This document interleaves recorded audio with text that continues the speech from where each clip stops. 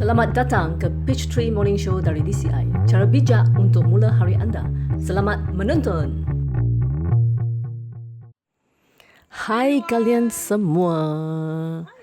Selamat datang ke Peachtree Morning Show. Hari ini kami ada Kish Michael dan Kelly dan saya dari Singapura. 5 hari bulan Mei. Hari ini kami ada kalender elektronik. Soalan hari ini agak menarik. Kelly, sila tunjukkan video untuk kami. Hai Kesila, nama saya Tai. Saya datang dari Vietnam. Kami cintakan anda serta ajaran-ajaran anda. Soalan saya ialah mengenai hutang. Pertama, apakah sebab atau karma yang menyebabkan kami berhutang? Kedua, bagaimana atasi masalah ni? Terima kasih kerana dengar soalan saya. Bye-bye.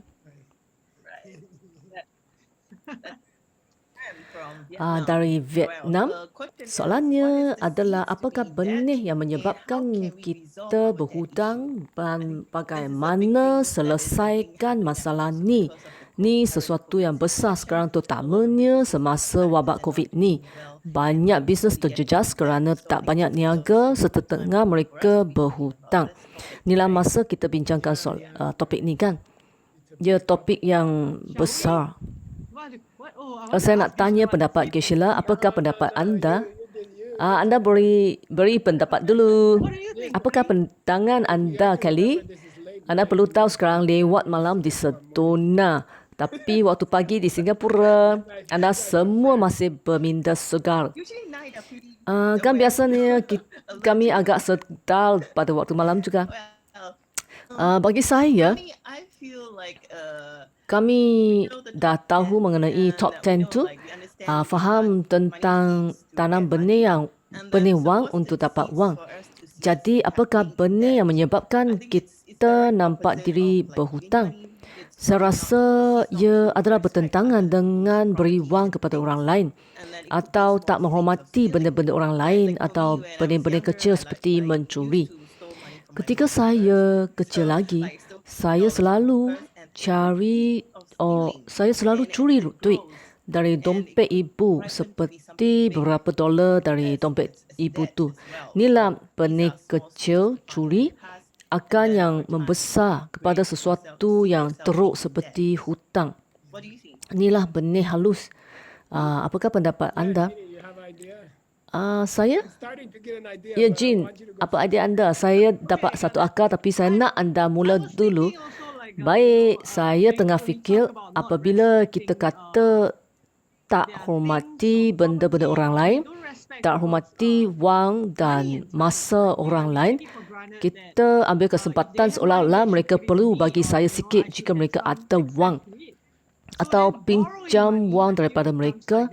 Seperti jika saya tiada wang, saya tanya mereka macam patut bagi saya kerana mereka berada. Saya rasa ini adalah salah tangkapan dunia atau salah faham dari mana duit ini datang.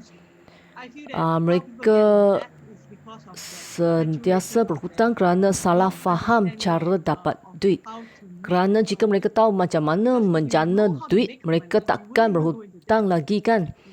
Inilah idea ringkas saya setakat ni. Sheila nak berkongsi. Saya tengah fikir hutang bisnes dan dalam perniagaan belian, bilangan modal begitu besar sehingga tiada sesiapa yang mampu bayar. Jadi kami akan pinjam wang dari bank untuk bayar belian. Selepas menjual barang kemas belian, barulah kami bayar hutang bank dan dapat keuntungan mudah-mudahan. Saya amat pandai tentang hutang di bidang belian. Setiap peniaga belian mesti berhutang kerana kosnya terlalu tinggi.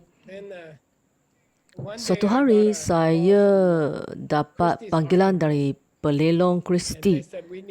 Mereka beritahu saya mereka perlu seorang pakar belian. Saya tanya mengapa. Mereka jawab, nak upah saya. Saya pun jawab, baiklah. Mereka bawa saya ke sebuah bank besar di bandar New York. Naib Presiden beritahu saya, mereka pinjam wang kepada sebuah syarikat belian besar. Mereka beri kami belian sebagai cakaran. Kami simpan sebungkus belian besar di dalam peti besi. Tolonglah periksa mereka kerana syarikat ni akan bankrupt. Saya dilatih dalam sekolah belian agar jangan memeriksa belian seorang diri. Jadi saya jemput Naib Presiden pergi ke peti besi bersama-sama. Kami akan duduk bersama-sama dan beliau mesti lihat tangan saya. Saya pun periksa belian tu. Tahukah anda, semua ni tiruan. Semuanya 100% benda tiruan. Zirconia. Beliau seperti, lalu tanya saya, apa yang boleh buat? Saya jawab, boleh buang semua ni kerana hanya bernilai 10 sen sebiji saja. Satu benda yang saya boleh tawar, ialah saya boleh buat anting-anting untuk isterimu dari belian tiruan ni kan. Anda boleh menggembirakan isterimu. Jadi, maksud saya ialah dalam perniagaan belian, kerana kami pinjam wang dari bank-bank besar, kami rasa tak begitu bimbang walaupun tak bayar balik dalam tempoh yang ditetapkan. Bank itu amat kaya kan? Kami tak rasa tak senang hati anda kata tak dapat bayar hutang kepada tepat masa. Tapi bank beritahu saya, anda tak faham wang siapa yang ada dalam bank tu. Mereka adalah wang dari orang ramai. Wang siapa dalam bank tu? Mereka bukan wang saya. Walaupun kami bank besar, tapi wang tu dari ramai orang yang simpan wang mereka di sini. Jadi jika anda tak bayar hutang bank, padahal anda penipu. Anda tipu wang dari orang ramai lalu mereka hilang wang mereka tu. Jadi bila kita pinjam wang, walaupun sama ada dari mereka kaya atau tak, biasanya wang tu datang dari wang orang lain. Jika anda tak pulangkan wang, anda membawa mudarat kepada mereka. Bukan bank yang besar. Upah naik pengurusi bank takkan kurang, tapi wang orang lainlah yang akan dijejaskan. Kita perlu fikir begitu. Jadi, apakah pendapat anda? Amat hebat untuk berfikir demikian. Biasanya kebanyakan orang tak berfikir demikian. Mereka hanya fikir saya yang pinjam wang dari bank dan saya bayar faedah wang. Selagi saya bayar faedah dan wang pinjaman, itu saja. Mereka hanya fikir dapat pinjaman lalu bayar faedah saja. Jadi perspektif anda membuat saya sedar bahawa siapakah yang beri wang kepada bank. Wang ni datang dari orang ramai yang simpankan wang mereka di sana. Wang orang ramai kan? Itulah idea yang amat penting. Dan bagaimana dengan ambil pinjaman peribadi bukan dari bank seperti pinjaman wang dari rakan atau ahli-ahli keluarga? Adakah memberi kesan? Saya rasa wang ni hasil dari peluh dan masa bekerja keras.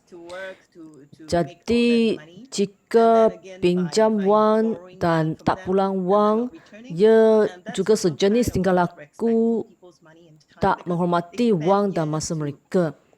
Ni kerana mereka bekerja bertahun-bertahun untuk dapat wang, lalu anda pinjam serta tak pulangkan wang mereka. Ni seolah-olah benih-benih yang amat buruk. Jika kami tak pulangkan wang, mereka akan berfikir-fikir, bila orang ni pulang wang saya rasa risau dan tertanya-tanya bila nak pulang wang saya, patutkah saya telefon atau tak orang ni, bimbang sama ada saya dapat wang saya balik. Oleh yang demikian, adalah bukan saja hilang wang kerana berhutang wang orang, tapi anda dah tanam benih bimbang kepada mereka yang beri pinjaman kepada kamu. Ni jadi anda akan terperangkap dalam kitaran jahat.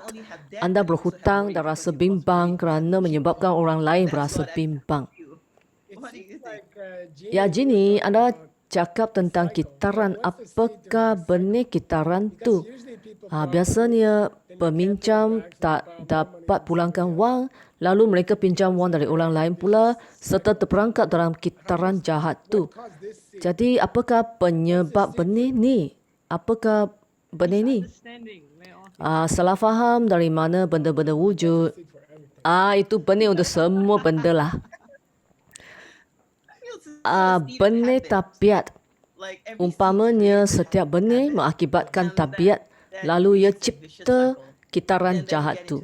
Jadi anda bertabiat berhutang dan ambil pinjaman, lalu sukar nak keluar daripada tabiat ni. Seketika anda rasa susah, anda akan mula pinjam wang dari orang lain. Jadi mulanya lah kitaran buruk pinjam wang. Tahukah anda, tradisi lama Amerika lebih kurang 100 tahun dulu adalah tak bermoral jika pinjam wang kepada orang lain. Anda menyakit hati mereka jika pinjam wang. Padahal dalam pepatah bahasa Inggeris, jangan menjadi peminjam atau pemberi pinjaman. Dianggap tak bermoral jika pinjam wang kepada orang lain untuk dapat keuntungan kerana membawa mudarat kepada mereka. Apakah pendapat anda? Beri pinjaman dianggap dan tak bermoral kerana nak dapat untungan. Beri pinjaman dianggap tak bermoral. Apakah pendapat anda? Kelly dan saya berbincang tentang sama ada pinjaman wang adalah sah atau tak. Ini kerana terdapat bahagian kurang jelas seperti pemberi pinjaman haram. Saya rasa lebih kuat tak bermoral kerana mereka charge faedah yang terlalu tinggi. Mereka bagi wang tunai sungguh cepat bila diminta. Pada ketika tu, peminjam dalam keadaan minda yang tak tenang untuk mengira charge mereka, lalu mereka tergesa-gesa ambil wang pinjaman. Selepas tu, mereka tak dapat bebaskan diri kerana mereka terpaksa bayar lebih banyak faedah, tapi tak dapat bayar hutang pula. Dari segi haram, saya rasa ni sesuatu yang tak betul. Tak betul pinjam wang kepada orang dengan cara ini.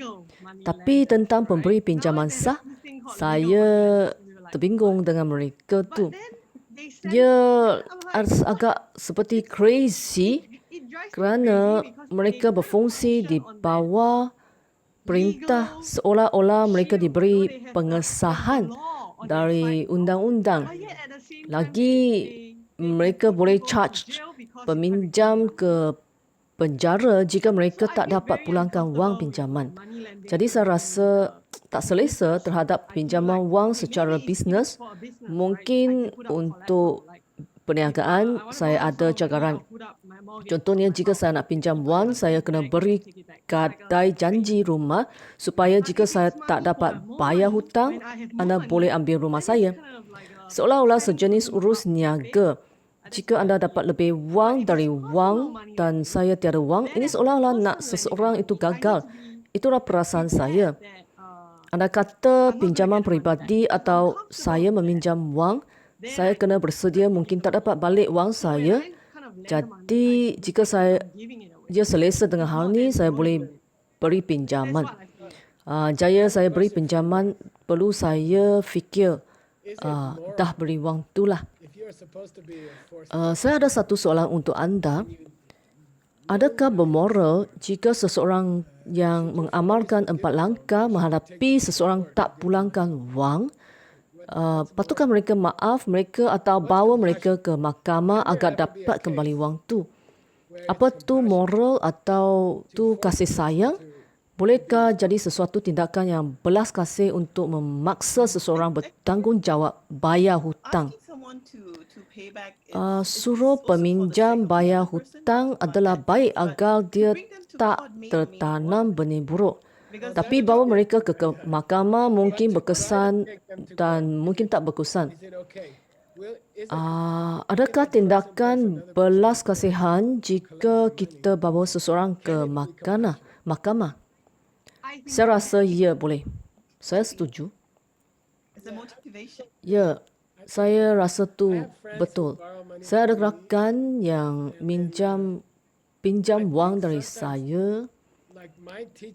Guru saya agak tegas ketika saya pinjam wang dari beliau.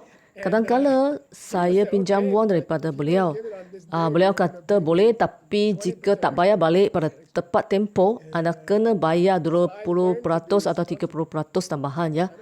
Maka saya belajar bertanggungjawab. Mungkin ini satu belas kasihan. Saya rasa itulah.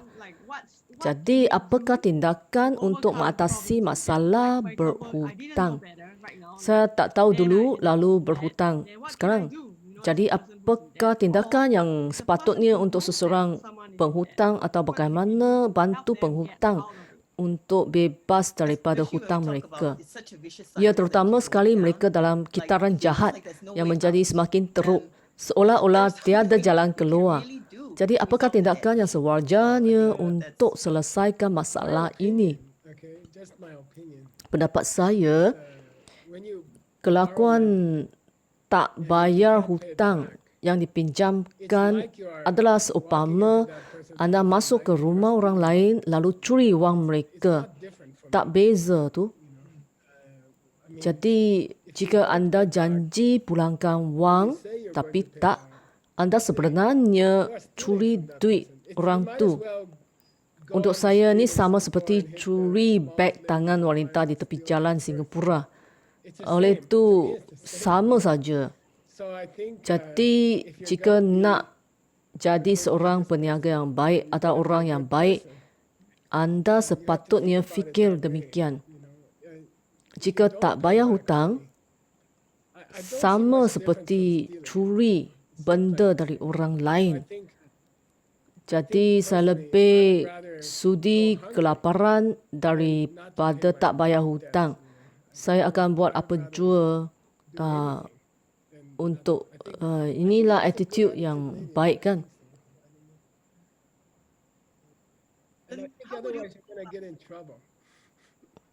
Apakah cara 4 langkah untuk bebaskan diri daripada masalah ni?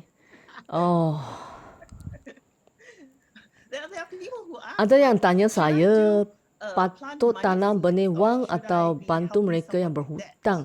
Inilah soalan 4 langkah yang sering ditanya-tanya. Secara peribadi, anda boleh bermurah hati dengan orang, tapi ia bukan benih yang sama. Anda mesti cari orang lain yang bermasalah hutang. Situasi yang terkenal apabila saya suruh mereka bantu orang yang berhutang.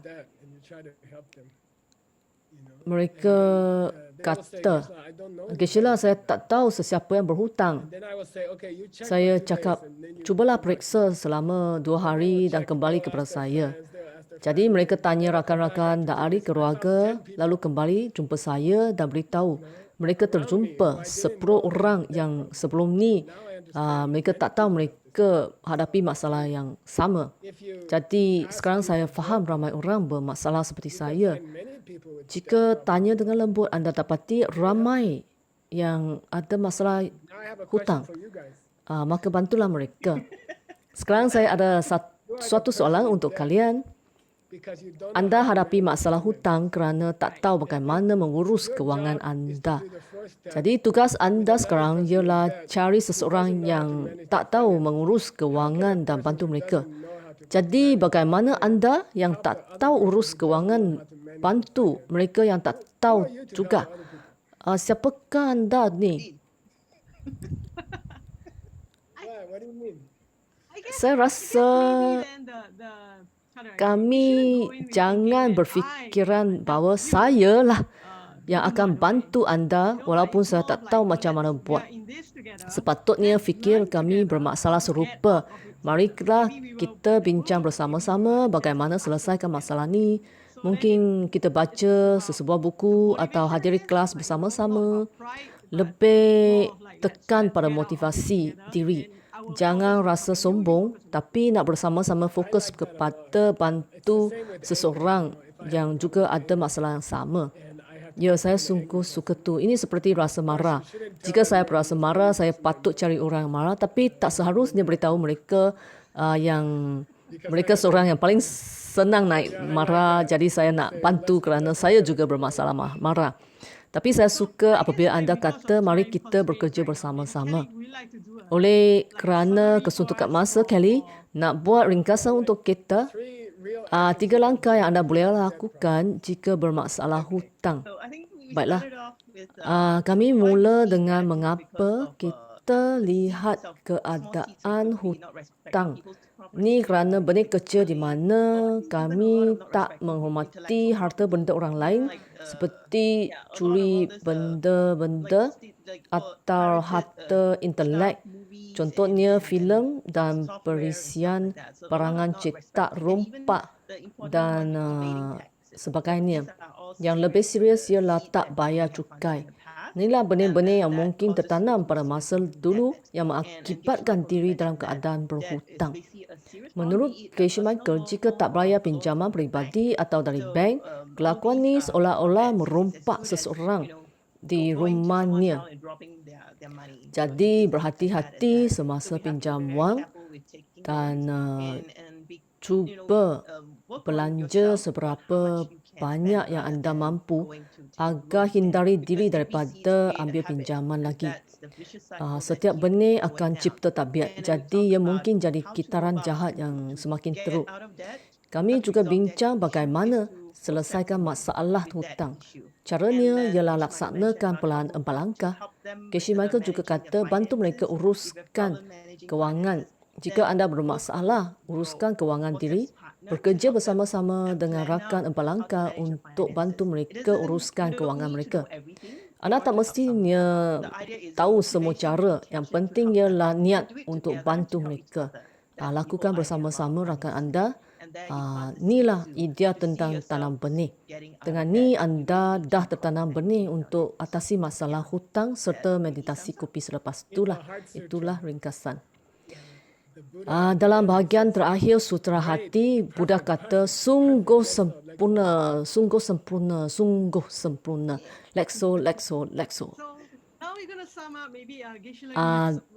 Jadi, Geshe-la, kan anda ada sesuatu nak berkongsi?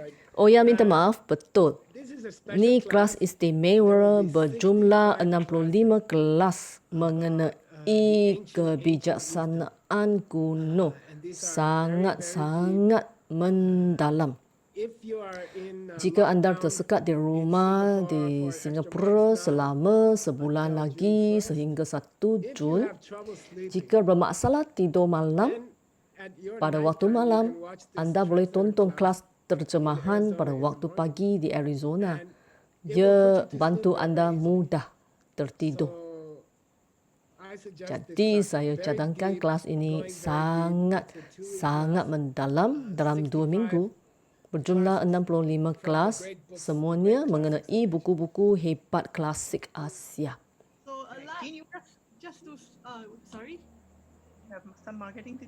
Ya, akhir sekali cuba hantar soalan-soalan anda ke seekquestions@diamondcuterinstitute.com.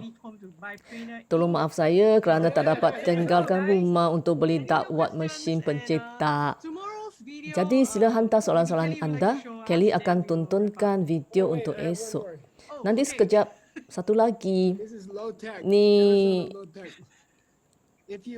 Dan jika anda nak hantar music mix anda ke Peachtree Cafe untuk berkongsi dengan mereka, anda boleh hantar campuran music Spotify ke kami dan kami akan umumkan pemenang gabungan muzik setiap hari Jumaat. Ya, sekian. Esok kami ada Juan dan Victor yang akan jawab soalan ni. Apabila pilih pasangan karma dengan masalah yang sama, adakah mereka perlu akui masalah diri atau cukupi kalau hanya saya seseorang yang nampak mereka masalah tersebut lalu bantu mereka atasi masalahnya. Contohnya seorang kaki botol tak akui ketagihan diri. Kalau saya bantu mereka, adakah saya akan tanam benih anti ketagihan atau bantu orang yang mudah marah sedangkan dia tak umumkan masalah diri atau bantu mereka kurang hutang walaupun mereka tak tahu mereka ada masalah tu. Soalannya ialah jika saya bermasalah rasa marah, maka saya sepatutnya cari orang yang bermasalah serupa dan bantunya. Tapi orang ni kata saya tak bermasalah. Apakah yang boleh kita lakukan? Ia berkaitan dengan rakan Starbucks tu. Ya. Terima kasih. Jumpa lagi. Bye-bye. See you tomorrow.